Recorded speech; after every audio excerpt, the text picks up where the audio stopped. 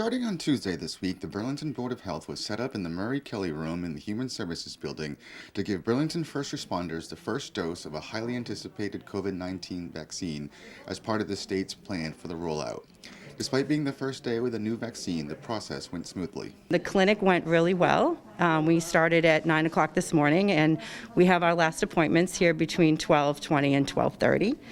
We're still waiting for a few people to come in, and it's been going pretty well. Board of Health Chair Dr. Ed Weiner explains why the state and the town are prioritizing first responders. It's important because those people who are going to come in contact with sick individuals, many individuals who may have COVID, people who need to be transported, people who might need emergency care. We need to vaccinate those people first and to protect them. Those are our first line of protection.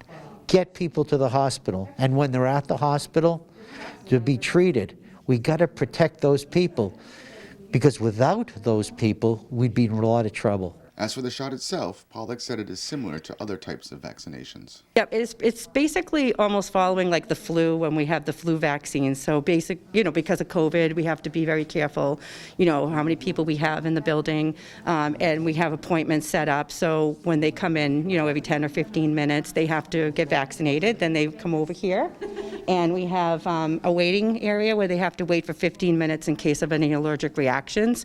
Once they clear that, then they have to leave. Then they leave, and they have to come back 28 days later. Finally, Dr. Weiner says that when they become available, everyone should get vaccinated so we can beat this pandemic. Extremely important that everybody gets vaccinated.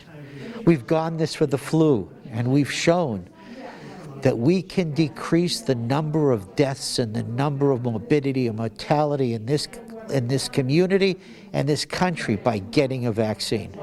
I know that there is a lot of angst. I know there's a lot of fear about getting a vaccine, but I think we need to do it. We are at a situation where there is 7+% infectivity in Massachusetts.